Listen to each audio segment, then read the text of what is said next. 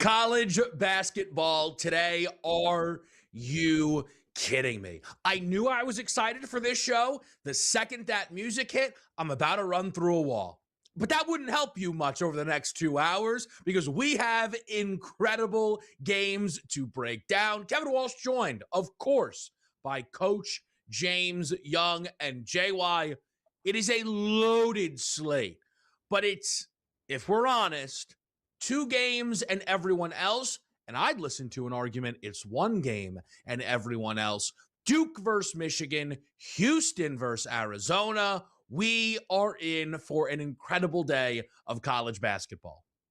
We really are, Kevin. And just the fact of, for the Michigan-Duke game, for them to have the wherewithal and the insight to play this game in February in D.C., non-conference, is really going to be big, folks. You look at these 2 games, and markets are going to move and could move significantly based on who wins these matchups.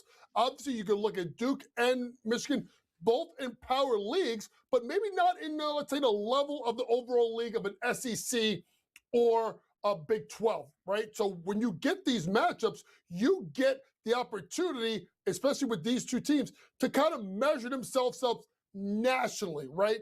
And then you have obviously 2 great coaches, 2 great young coaches that are doing a fantastic job. And then you go to the Big 12, which is almost like a meat grinder every week, right? We obviously have Houston, Arizona. We also have, Iowa State and BYU tonight. So Big 12 loaded slate, but man, that Michigan-Duke game has been getting my attention, Kevin, literally all week.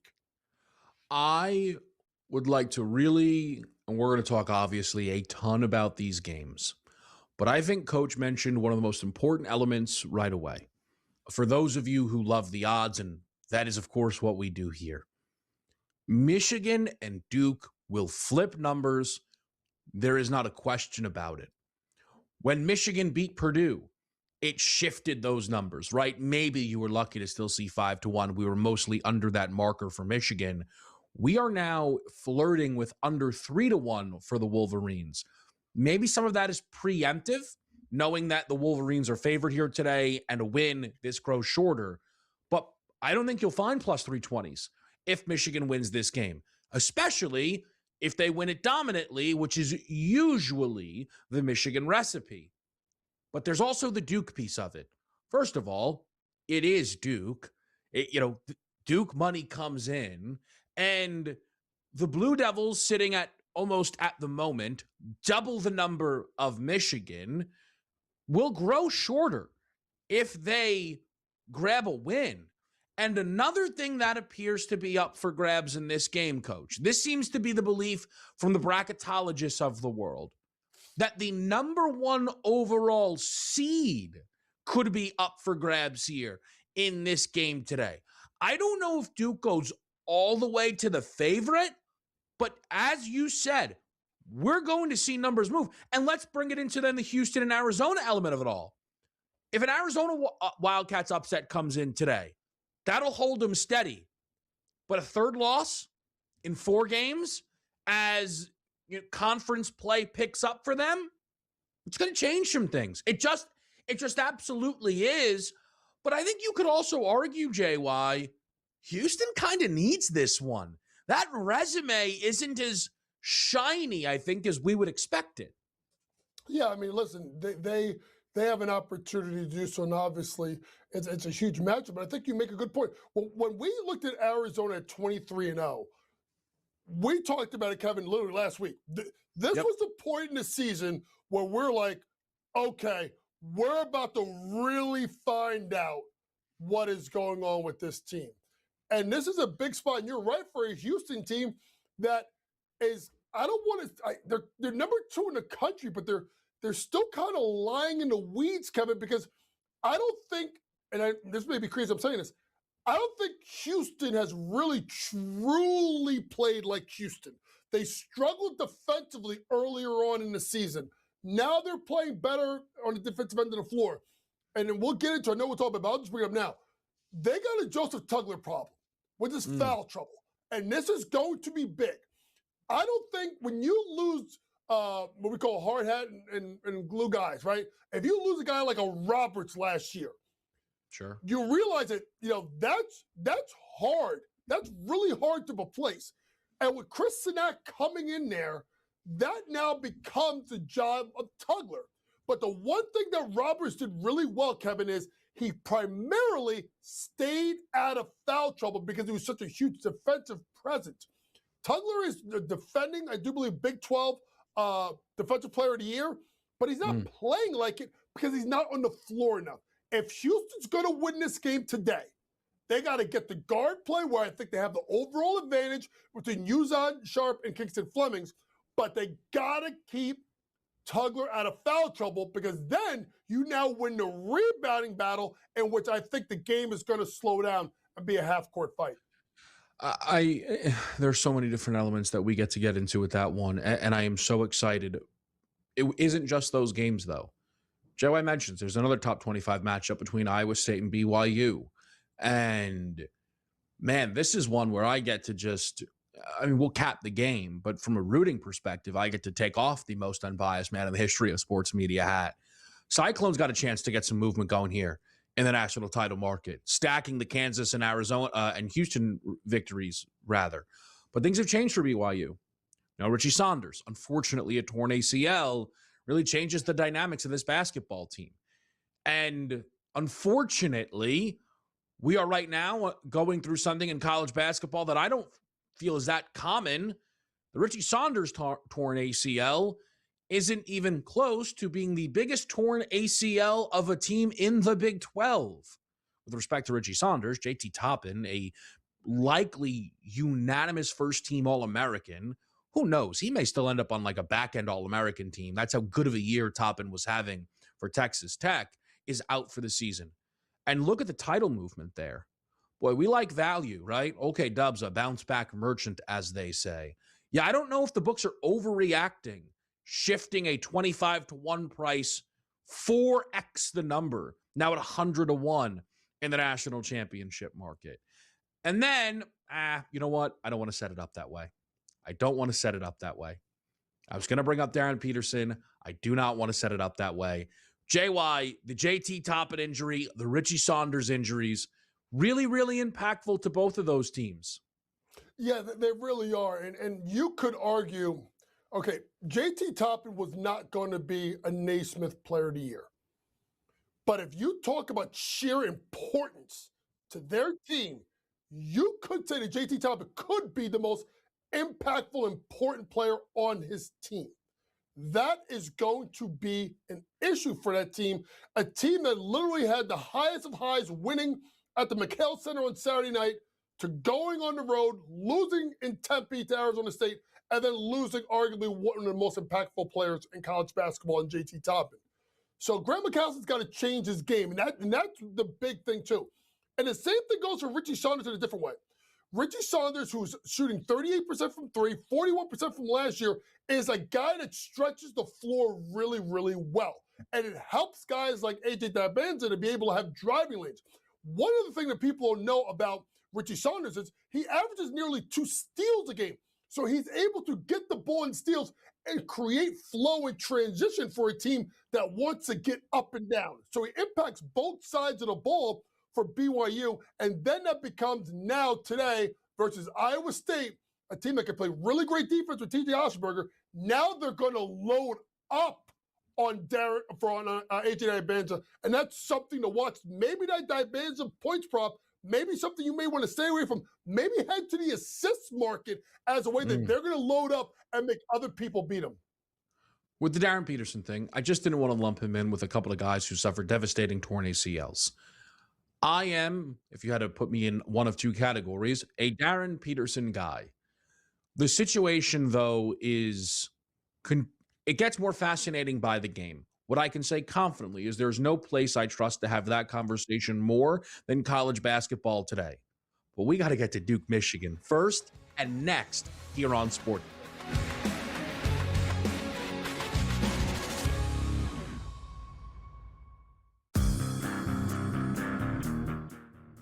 So Bill Belichick. Bill Belichick is dating a woman that is 50 years younger than him. Yes. Okay? Jordan Hazard, as you know, okay? Yes, indeed. And it's disgusting. And it's sick. Yeah. And no joke, where like when Bill Belichick was like 60 years old, she was in nursery school.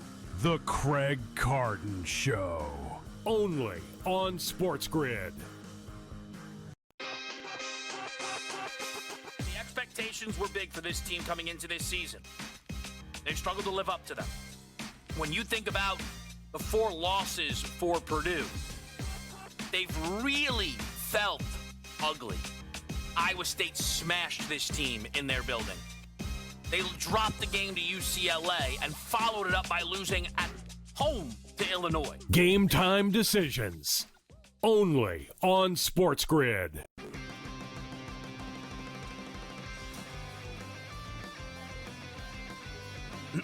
Class is in session. Today, let's talk about the teaser. A teaser is a multi-leg bet where you shift the point spread in your favor. You get better numbers, but every selection has to win. It doesn't matter what you bet if you don't have the insights. Tune into SportsGrid and get ahead of the class.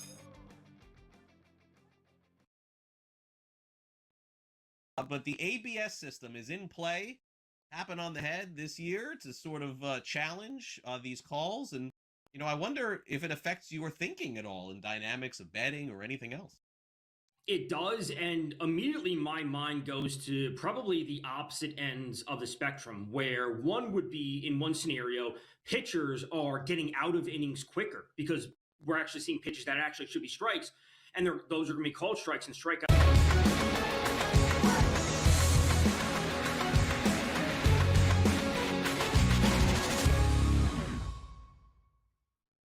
Duke versus Michigan in D.C. Arguably the two best teams in college basketball go head to head.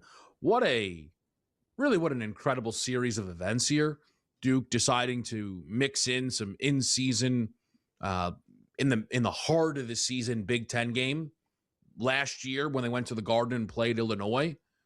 It was actually, for anyone who likes SportsGrid history, the first Saturday night in-game live myself and Coach worked together, where there was a Lakers-Nuggets game on as well. We thought Duke-Illinois was actually going to be the game of the night, and it was a massacre. And I kept thinking the game would go under, and it didn't. It didn't. Now, that's not the story. The story is year 2 of this little Duke Big Ten series, and we end up with one of the most anticipated games in recent college basketball regular season history, JY. A 2.5-point number, a total that is right now sitting at 148.5. We can go a lot of different directions with this, but what about Duke, Michigan, do you find yourself it doesn't have to be a pick. What about this game are you gravitating to the most? The style of play in regards to two teams playing each other out of league in this time of year. You don't have common opponents to line yourself up against. So it really becomes, honestly, Kevin, a chess match between Dusty May and John Shire. I think the other thing to look at, folks, is while you look at, Cadeau and Boozer and Evans, and we can go on and on and on with the offensive firepower of these two teams. Kevin, to me, these two teams play elite defense. You look at a Duke team is number 2 in the defensive efficiency according to KenPom. Michigan is number 1. So you have the 2 best defenses in the country playing today.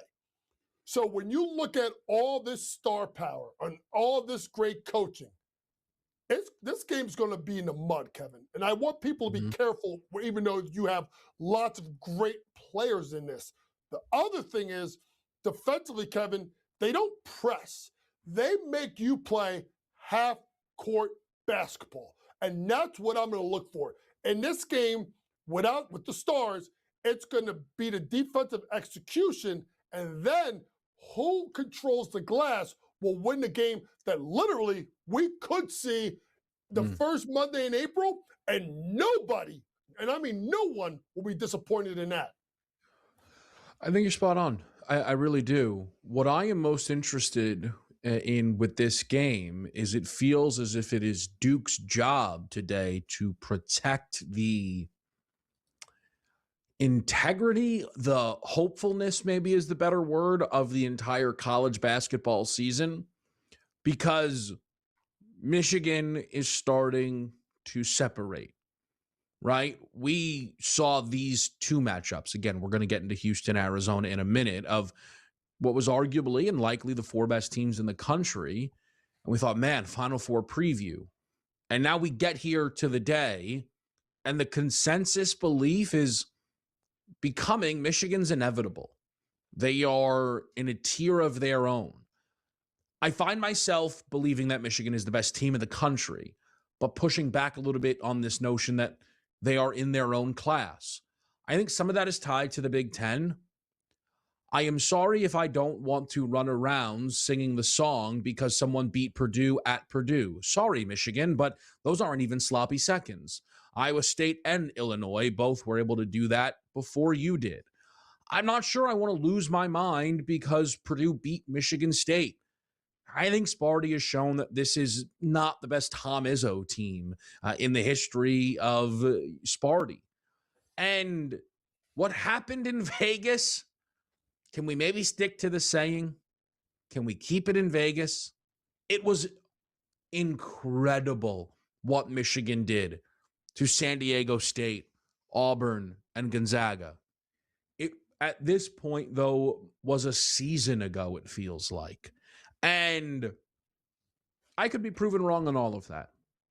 Because if Michigan goes out there today and wins by double digits again, then they're going to go to plus 225 to win a title. And we talk about the top two teams in KenPom, but let's be very clear. There's a gap between these two teams right now, right?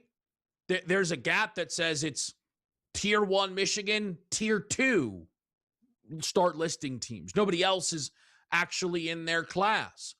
And I think we get the opportunity here, Coach, for Duke to somewhat shift the conversation. I don't think a Duke win is just about, oh, Duke's the best team in the country. I'm not sure even people will believe that, as much as, okay, this isn't a one-team race. We still have between 5 and 9 teams that can actually win the tournament. Yeah, and I think that's a big thing. And that guy right there, Isaiah Evans, is going to play a critical part. When we talked last week, and I think Kevin and I got into this, and it may have been on GTD. I'm getting like we're all together so much. It's all blending together. We talked about the guard play, and my whole notion of, I don't know when we could talk about, unless you look at, maybe Adonis Sanogo, but he had so many great guards around him, like a big man leading a team to a national championship. This is the litmus test, not just for Duke. I don't think it's for Cam Boozer. I think this is for Foster and Evans. This has got to be the game that they got to outplay Cadu and the Michigan guards, because I think Lundenberg and Boozer have a slight edge. If Duke's guards can keep up with Michigan's guards, that is going to be a big test for me in regards to not only today, but my thoughts on Duke. Because my concern with Duke isn't John Shire, it isn't Cam Boozer, it isn't their defense, it's their guard play, which, listen, Knipple and Flag are kind of tough to replace. So to me, those two guys are on notice. They play well. You elevate Duke's conversation to win a national championship. If they do not, it continues to put Michigan in that different stratosphere as everybody else. What we're going to do is take a quick break here on college basketball today. But when we come back, let's put some picks on the board for this one. Duke, Michigan, how we want to play it and how we think the stars in this one will either meet or not meet the moment. Specifically, the runaway national player of the year, and maybe should be considered a lot more for the future number 1 overall pick. It's next right here on SportsGrid.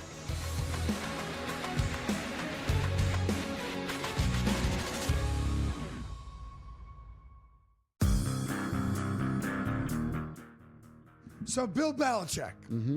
Bill Belichick is dating a woman that is 50 years younger than him. Yes. Okay? Jordan Hudson, Yes. as you know, okay? Yes, indeed. And it's disgusting.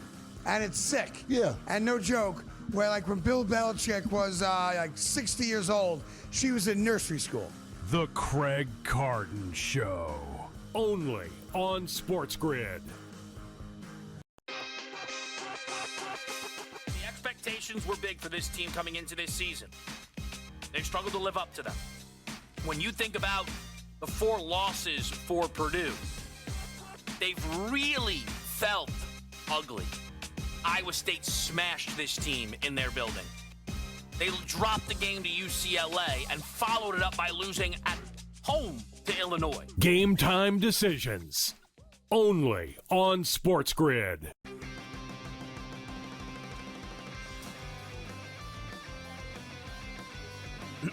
Class is in session.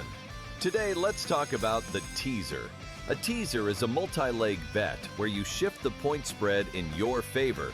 You get better numbers, but every selection has to win. It doesn't matter what you bet if you don't have the insights. Tune into SportsGrid and get ahead of the class. But the ABS system is in play. Happen on the head this year to sort of challenge these calls. And, you know, I wonder if it affects your thinking at all in dynamics of betting or anything else. It does, and immediately my mind goes to probably the opposite ends of the spectrum, where one would be, in one scenario, pitchers are getting out of innings quicker because we're actually seeing pitches that actually should be strikes, and those are going to be called strikes and strikeouts.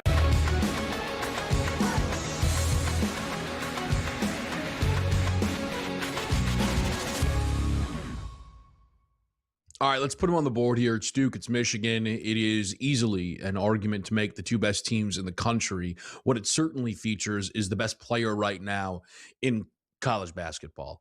And it is, man, I don't mean this to be rude, but there are some people who are talking about the prospects in this class.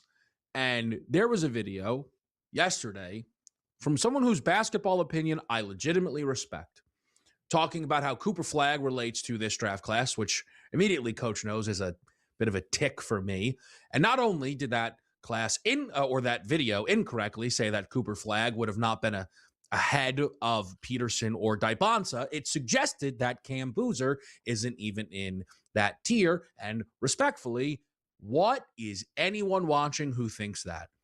I understand that Boozer can't dunk from the free throw line.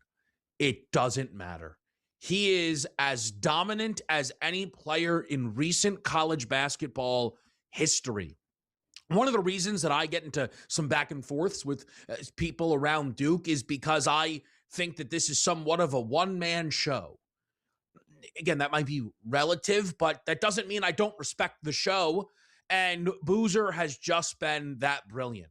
And that is a piece of why I like Duke here today. I believe in Duke in these games. I know the Illinois matchup was different last year. I'm not trying to pretend it was the same. But you get in these out-of-conference major matchups, and it's a showcase for this NBA talent that Duke is littered with, because that's what Duke is. These are a bunch of pros. So I know Michigan is huge. Duke's bigger. What do you get? Hey, Duke, good luck dealing with 7-footers. They're all 7 feet. It's fine. You know who's going to look out of water a little bit? Elliot Cadeau. JY's not wrong to talk about Duke's guards. Again, I largely agree. Elliot Cadeau is going to be the worst guard on that floor. Am I off base here? I'll take the challenge if people think I am. I'm going to back Duke in this game. What I will tell people, though, because we're betting here, if you like Duke like I do, I think patience is your friend right now. 2.5's primarily in the market, maybe a loose 3.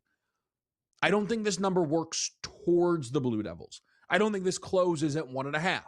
So maybe as people get closer and closer, they take the chance to lay 2 and a hook with the number 1 team in the country.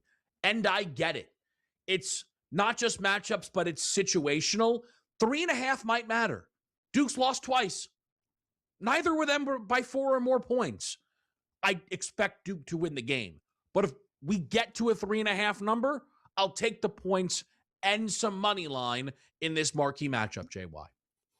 It's going to be a tight game, Kevin. It's going to be tight throughout. And obviously, I think people that disrespect Cam Boozer, I just don't think know what they're talking about. And although I have concerns with Duke's guards in regards to what I think they can do, I'm not questioning their talent.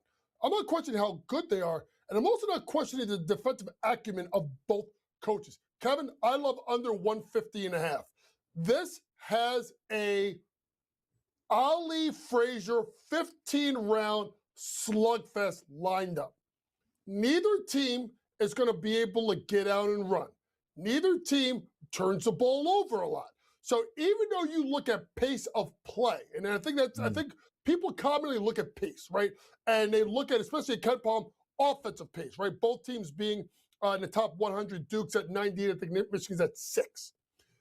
Both teams, because they don't turn the ball over, that means the pace now comes down for the team on offense, right? So if you protect the ball and you protect the glass, that means both teams are offense rebound well. You got to send more guys to the boards.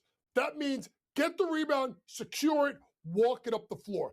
This game has under 150.5 all over it. And I agree with Kevin. I think you're going to find a better number later. I think at the end of the day, I just have a feeling there are going to be a lot of fans there, but it's in D.C. It's a little bit closer to Cameron. That's going to pose that should be a pro-Duke crowd tonight. Yeah. And I think they lean on that. Give me under 150.5, and I look for Duke to get the steal. And steal the game late, Kevin, probably in the last 2 minutes. Yeah, I think this is going to be really, really fun to watch here today. And there will be some props here. We're going to, of course, get to our three-man weave a little bit later on. But we are also going to start to break down a matchup that is, you could argue almost now being overlooked a little bit because Michigan Duke has rolled to this level. I'll just put it to this way. There's a tab for Michigan Duke on the sports book. There isn't a Houston, Arizona tab. Maybe, though, that's because this number is starting to run a little bit here as we're seeing some 6 in the market on the not that long ago unbeaten Arizona Wildcats. Let's find out what JY likes and where the value is in a big-time matchup in the Big 12 after a quick break right here on College Basketball Today.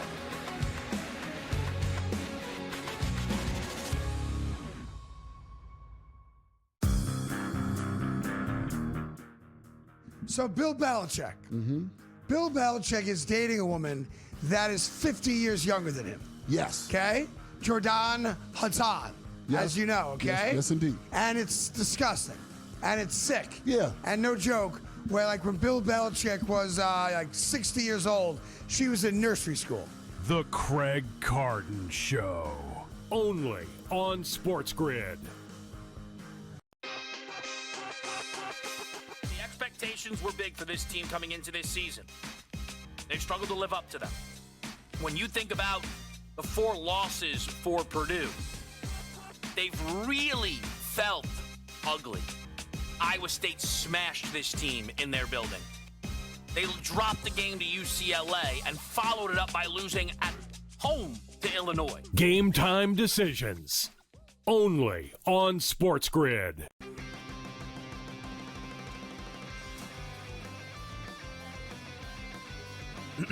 Class is in session. Today, let's talk about the teaser. A teaser is a multi-leg bet where you shift the point spread in your favor. You get better numbers, but every selection has to win. It doesn't matter what you bet if you don't have the insights. Tune into SportsGrid and get ahead of the class. But the ABS system is in play. Happen on the head this year to sort of challenge these calls. And, I wonder if it affects your thinking at all in dynamics of betting or anything else. It does, and immediately my mind goes to probably the opposite ends of the spectrum, where one would be, in one scenario, pitchers are getting out of innings quicker because we're actually seeing pitches that actually should be strikes, and those are going to be called strikes and strikeouts.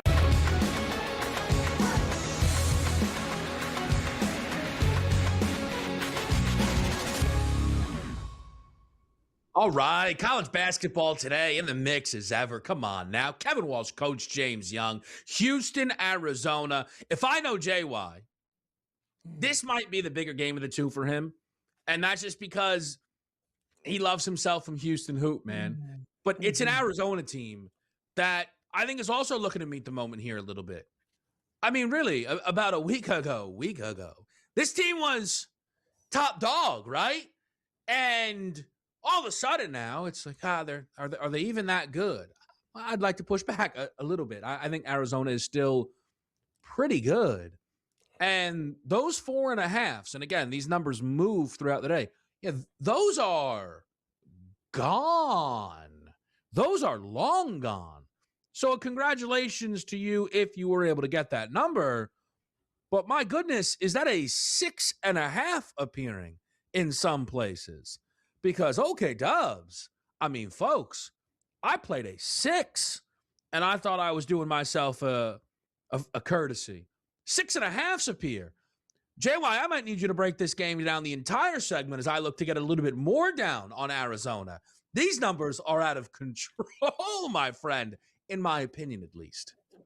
Well, I think you're right. The line moving to 6.5 and making it a 3-possession game really changes everything in your thought of how the game is bet.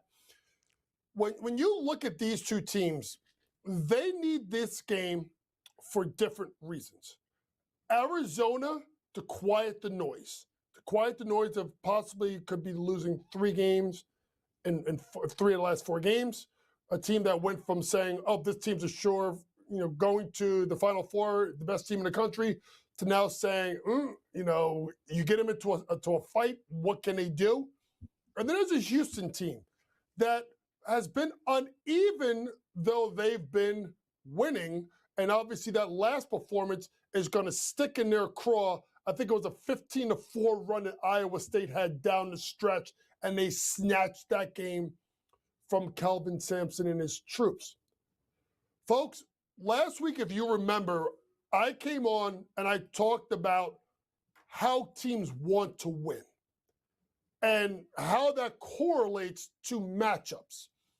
And we specifically, if Kevin remembers this, I talked specifically about Arizona and saying Arizona's comfortable playing either way. You want to run it up with them? Coach Tommy Lloyd and his group will run it up. If you want to slow it down, they'll adjust to it. They now go against a team that is the ultimate walk the ball up the floor, bleed it into a late shot clock situation, and make you make mistakes, and then they got a guy in Kingston Flemings that can go score at the end of it. It's the under. It's the under, and I feel very confident in such because I look at these teams as teams that are going to want to, it's going to be punch, counter punch the entire game. I don't see, Kevin, I don't see large swings, meaning I don't see those 8, 10-0 runs in this game. I see this game being half court. I see it being close to the vest, and I see it going under. So with that vantage point, that also means that 4.5 that's long gone at 6.5, folks, I mean, the way you're betting and people think Arizona's done, you may see this thing jump up another point. So maybe you do wait this out a little bit and let this play out. Because I don't see it in my thought process that Arizona's going to get blown out. And Houston, even though they have the player in Kingston Flemings, folks, Milos Uzon has not been great shooting the ball from deep this season. We talked about Tugler's foul trouble already. Folks, it's an under, and if that thing's at 6.5, I love Arizona, and it gets to 7.5, I really, really love Arizona tonight. Yeah, listen, very important for people to understand. We really get in the mix here. I am livid right now at myself, right, more than anything else, but I actually cannot believe that to be clear, I placed the +6 wager on Arizona.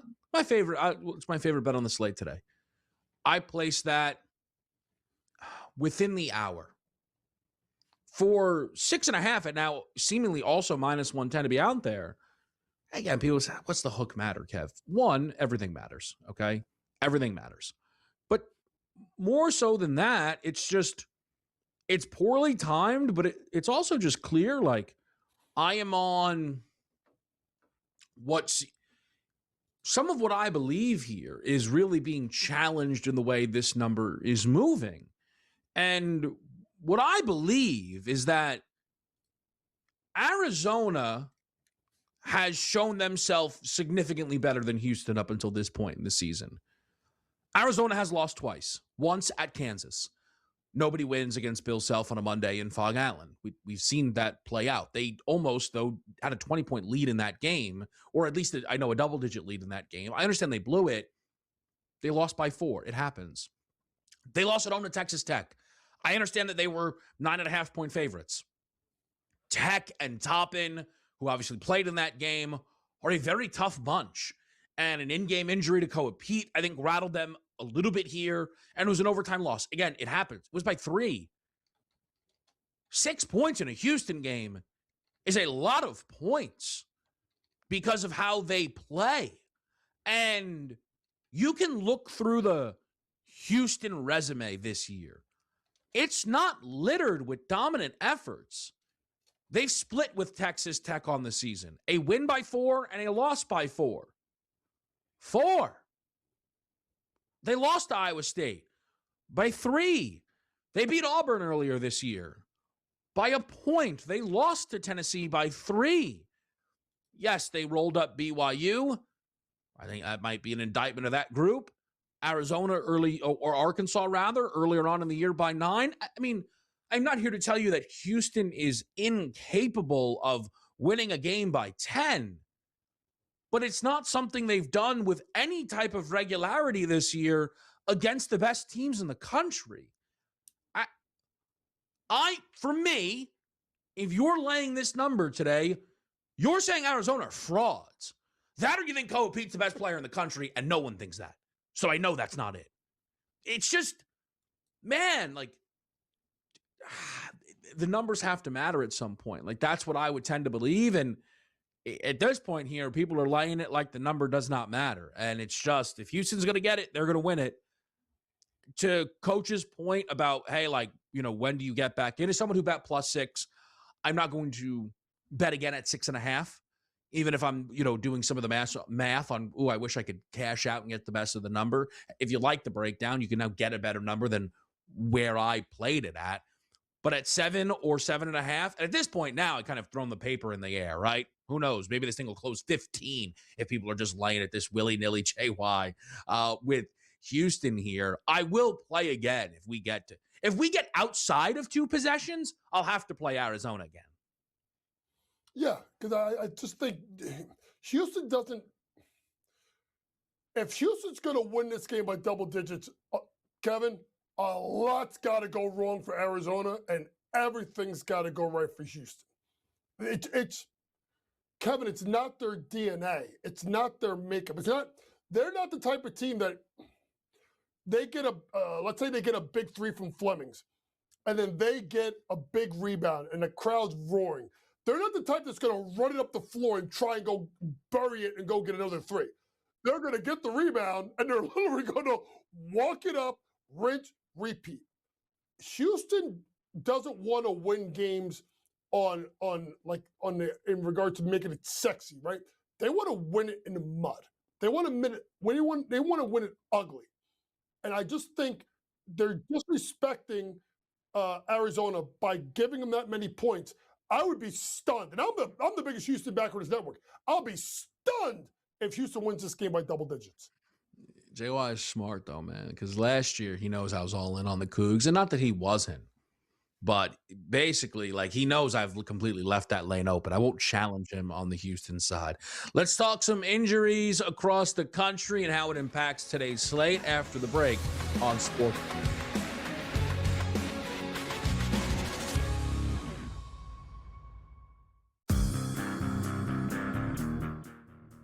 So Bill Belichick. Bill Belichick is dating a woman that is 50 years younger than him. Yes. Okay? Jordan Hazard, as you know, okay? Yes, indeed. And it's disgusting. And it's sick. Yeah. And no joke, where like when Bill Belichick was like 60 years old, she was in nursery school. The Craig Carton Show. Only on SportsGrid. The expectations were big for this team coming into this season. They've struggled to live up to them. When you think about the 4 losses for Purdue, they've really felt ugly. Iowa State smashed this team in their building. They dropped the game to UCLA and followed it up by losing at home to Illinois. Game time decisions. Only on SportsGrid.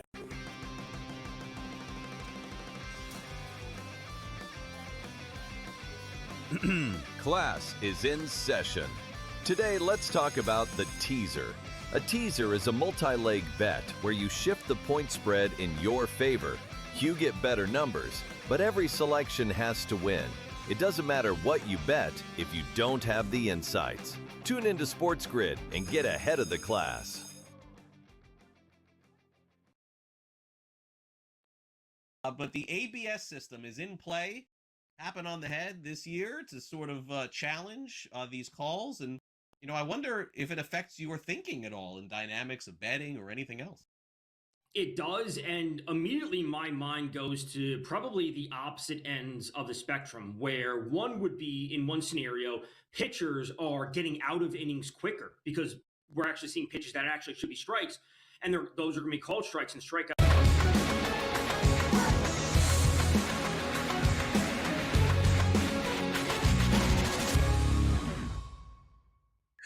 College basketball today here on SportsGrid. And let's talk some Darren Peterson, shall we? Kansas today, a double-digit favorite in the Big 12 against Cincinnati.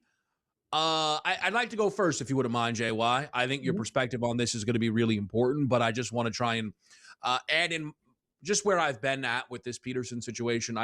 I feel for the kid a bit. I think a lot of people are, ultimately attacking an 18-year-old. And I think some of the attacking of Darren Peterson is because people don't like the NBA, right? We keep hearing the word load management being thrown around, and people don't like NIL, and they're just using Peterson a bit of it as a target for that. Now, I don't want to be ridiculous. Like, Peterson is obviously a part of this, and whatever is going on is a bit confounding. But there is one element of this that I think people are ignoring so they can get their anger off. And that is, if Darren Peterson didn't like basketball or didn't want to play, he just wouldn't have to. Darren Peterson was going in the top 5 at worst if he never put the Kansas uniform on. And if he never checked back in after that first half against BYU, probably locked up the first overall pick. So I think I could make a pretty convincing argument. It is actually in Darren Peterson's NBA best interest to shut it down. Say, you know what, guys, I have really tried. I appreciate everything that I've gotten from Kansas, but I cannot stay healthy. I am going to root my guys on. I will be out there with them each and every night on that bench, cheering for Melvin and Flory. I love this team, but I cannot give them what I wanted to give them. And people would have his back, and he wouldn't have to risk any injury. I think he wants to play based on the fact he keeps trying to play. But I don't really know what to make of him hitting a 3 against Oklahoma State and then pointing to Bill, get me out of here. It is one of the most bizarre things, JY. And people are like, Self's clearly getting angry. It's like, yeah, I am sure he is. But he also seems to have no control over this situation. And I don't think that's acceptable from Bill Self. I don't. Like, there are a lot of coaches who we could accept that from. Not Bill Self, not Rick Pitino, right? There's not many, but those are 2 that come to mind. Coach Calipari, probably another one. Izzo, for crying out loud. We would not accept, like Tom Izzo wouldn't accept this. I don't know why Bill Self is, JY, and it just, again, seems like this situation that actually stinks for everyone involved. Kevin, there are no winners in this situation. Not the Kansas Athletic Department, not Darren Peterson and his family and his handlers, and not Bill Self, and not for the team. And I think this is, and it stinks, Kevin, because it's become a distraction for a team that's actually, at times, you watch them and saying, this is the Kansas team that we thought we were going to get. A team that we think could make it to a Final Four. And when you have a hamstring injury, one little wrong step and you could pull that thing, it could be 3 months. So, it stinks. And it just, in the age of 15 cameras at a game and social media, a guy pointing to the bench is a bigger storyline than a team that is playing really good basketball. And that's what really sucks about it. Because Darren Peterson is a phenomenal player. And you're right, Kevin. That guy is going top 5 basically no matter what, unless NBA people start really freaking out about his quote-unquote love for the game. But it takes away what Council's done the last couple of weeks. It's taken away one of the best props I like today, which is Floyd Badunga over 9.5 rebounds. A guy that finally got his opportunity a little bit last year with Hunter Dickinson hurt and playing great basketball. Think about this, folks, and I'll tell you this real quick. Cincinnati's front line, 6'11", 7'2", inside. That means Badunga's got a rebound. 4 straight games he's gone double digits. So look at Floyd Badunga over 9.5 rebounds today. And then it takes away one of the great coaches of this generation in Bill Self. And you wonder why Roy Williams left, why Jay Wright left, why Tony Bennett left, right? Why Coach K left. It's because of this. But folks, I hate to tell you this, it's not going anywhere. But this is it. I'm sorry. Jalen Johnson, who hilariously was on Team Cameron at the All-Star game, left Duke in the middle of the season. I don't think this would be going on at Duke. I don't think this would be going on at Villanova. I do not understand why Bill Self is acting like he has no cachet in the matter. I don't understand that. It doesn't make any sense to me. It's one of two things, Kevin. It could be one of two things. Either, number one, he is feeling like he is losing his grip on where they are nationally, right? Because Kansas is, the last couple of years, Kansas has not been, quote unquote, Kansas in regards to what we think about them, Final Four, so on and so forth. It also could be a coach, honestly, Kevin, it could be at the end of the line where he's just like, this is what I got to do. And listen, certain coaches are different. You're absolutely right. You can't do this with Kelvin Sampson. You didn't mention him. You could not do this with Kelvin Sampson. There you go. You couldn't do this with a Rick Barnes, right? You couldn't do this with a Tom Izzo. We're also talking about old school guys that have been around the block, and at some point, some of these guys start to go. You even look. Listen, Kevin. You even heard about Houston talking about in the last 2 weeks. We may not have the money to get these caliber of Chris Sinak and Kingston Flemings anymore, right? So there's also that. So there's a lot of it that goes on. I think it combines, JY. Like I basically think what Coach said about like Roy leaving and Jay Wright leaving is, I think Bill Self right now is looking at this situation and probably blaming NIL. And I think that is one of the most, I think that is the most under-discussed, damaging thing to this situation is I don't think Bill Self is being the legendary figure that he needs to be in this situation and say, Darren, talk to me in 2 weeks. You're not healthy. And instead, against Cincinnati, he's going to start and nobody knows if he's going to finish the game. I'll add, though, I still like Kansas minus the 10. Cincinnati's won 3 in a row against 3 of the bottom 4 defenses in this conference. They can't score. With the Jayhawks, give me Kansas minus 10 in this game. We'll get you some favorite props here in this one, along with the fallout from the Toppin and Saunders injuries next on SportsGrid.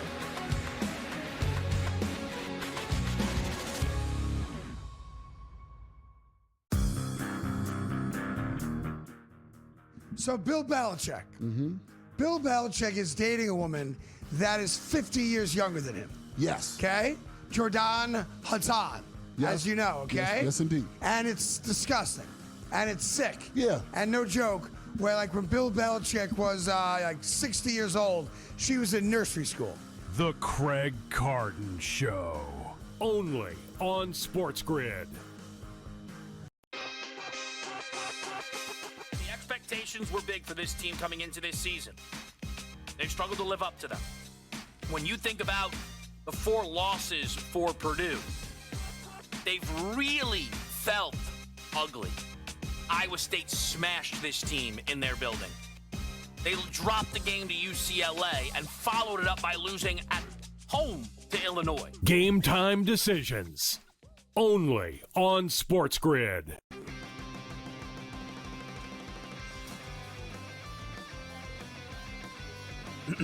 Class is in session. Today, let's talk about the teaser. A teaser is a multi-leg bet where you shift the point spread in your favor. You get better numbers, but every selection has to win. It doesn't matter what you bet if you don't have the insights. Tune into SportsGrid and get ahead of the class. But the ABS system is in play. Happen on the head this year to sort of challenge these calls. And, you know, I wonder if it affects your thinking at all in dynamics of betting or anything else. It does, and immediately my mind goes to probably the opposite ends of the spectrum, where one would be, in one scenario, pitchers are getting out of innings quicker because we're actually seeing pitches that actually should be strikes, and those are going to be called strikes and strikeouts.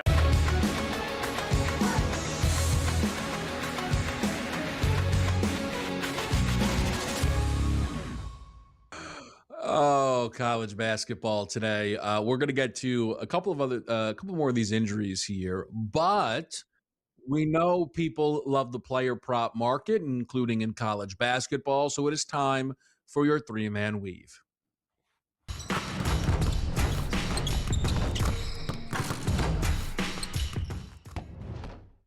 All right, fantastic. Now, JY, again, it's just you and I and a production team who have come together and put a UConn Husky on the graphic at solo ball for 3+ made 3, so over the 2.5 here against Villanova, a game you and I will get into a little bit later. What is your player prop here today, a part of our 3-man weave?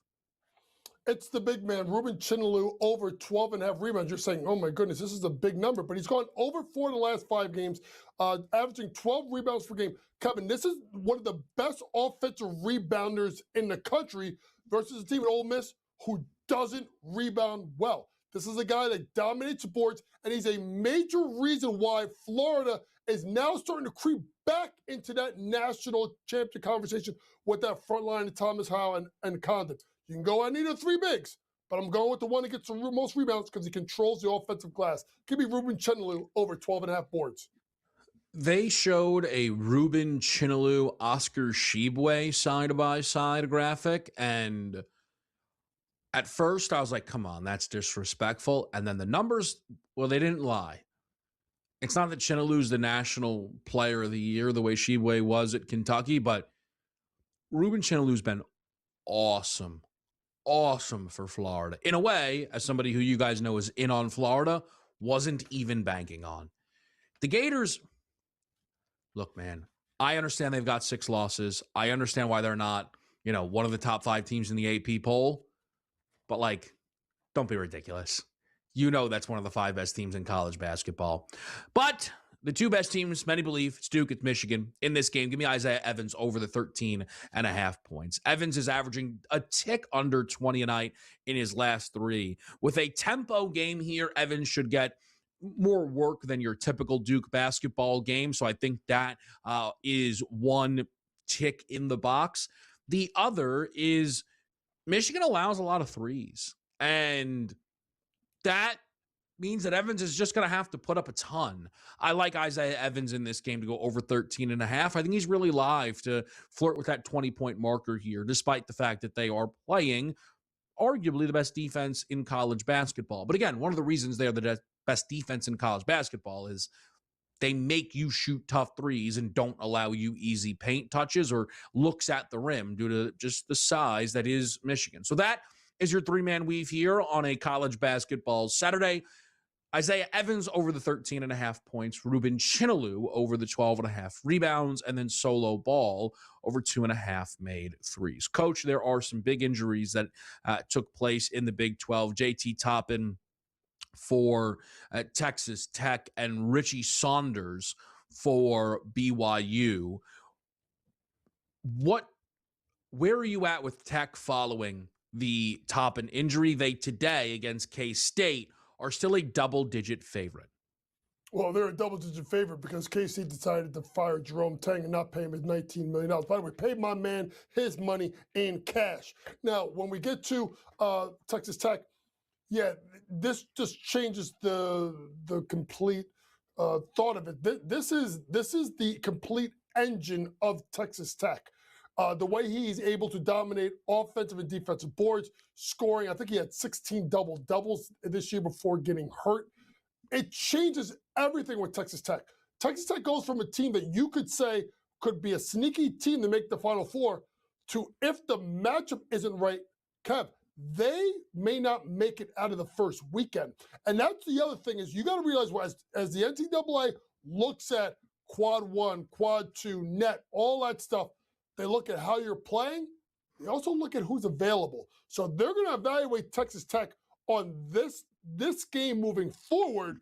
So they could be, whatever they could be in the net or the Ken Palm, they could get a way worse seed because one of the top 10 players in college basketball isn't available the rest of the year. I am wondering, though, with the way this number is moving, because this thing is collapsing on Tech. I don't know, like, did people wake up and think the books weren't aware? I swear this number was 14.5. We're seeing 11.5 now on Texas Tech. They can still score the basketball. Like, yeah, no, go, please flash that. Like, we don't make these graphics like, 10 weeks in advance. That's out. This was 14.5 and has crashed. A Texas Tech team total now becomes quite interesting to me on this Saturday. We are going to talk about Iowa State BYU and the SEC offering up a number of intriguing games on this Saturday slate. It is college basketball today. Kevin Walsh and Coach James Young with you live on SportsGrid.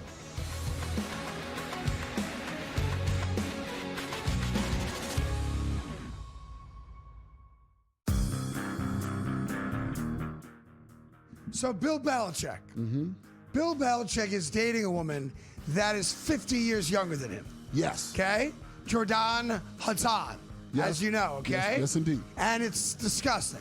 And it's sick. Yeah. And no joke, where like when Bill Belichick was like 60 years old, she was in nursery school. The Craig Carton Show. Only on SportsGrid. The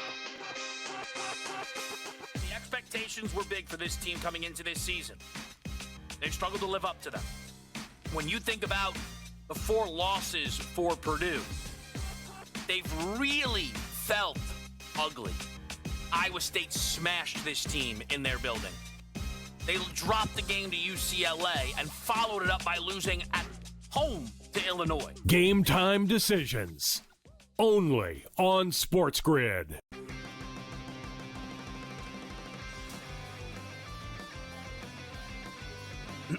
Class is in session. Today, let's talk about the teaser. A teaser is a multi-leg bet where you shift the point spread in your favor. You get better numbers, but every selection has to win. It doesn't matter what you bet if you don't have the insights. Tune into SportsGrid and get ahead of the class. But the ABS system is in play. Happen on the head this year to sort of challenge these calls. And, I wonder if it affects your thinking at all in dynamics of betting or anything else. It does, and immediately my mind goes to probably the opposite ends of the spectrum, where one would be, in one scenario, pitchers are getting out of innings quicker because we're actually seeing pitches that actually should be strikes